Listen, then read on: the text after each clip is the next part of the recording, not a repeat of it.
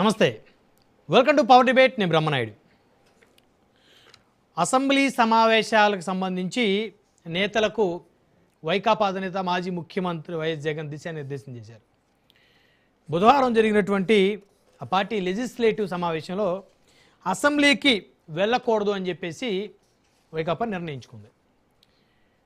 2024లో కూటమి ప్రభుత్వం ఏర్పడిన తర్వాత వైకాపా 11 స్థానాలకు పరిమితమైంది.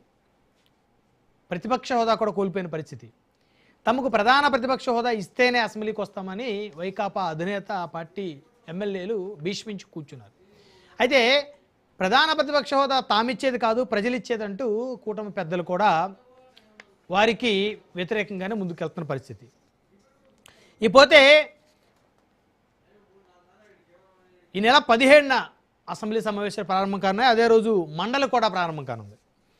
ఇక మండలిలో గట్టిగా గలమెత్తాలని చెప్పేసి వైఎస్ఆర్సీపీ నిర్ణయించుకుంది. ప్రజా సమస్యలపై మండలిలో గట్టిగా పోరాడాలని వైకాపా అధినేత జగన్ ఆ పార్టీ శ్రేణులకు దిశానిర్దేశం చేశారు. ఇక మంత్రి లోకేష్ రాజీనామా చేయాలని డిమాండ్ చేయబోతున్నారు వైఎస్ జగన్.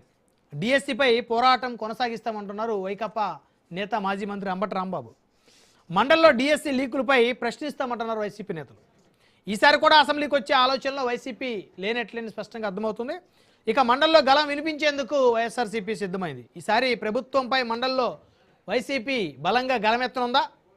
ఈ అంశాలను చర్చిద్దాం. ఇదే వాళ్ళ పవర్ డిబేట్. మండలికి సిద్ధమైన వైసీపీ. డిబేట్లో మనతో పాల్గొంటున్నారు విద్యాసాగర్ గారు, తెలుగుదేశం పార్టీ సీనియర్ నాయకులు, అధికార ప్రతినిధి, మనతోటి జూమ్ కాల్లో జాయిన్ అవుతున్నారు. అదేవిధంగా కాకుమాన్ రాజశేఖర్ గారు, వైఎస్ఆర్ కాంగ్రెస్ పార్టీ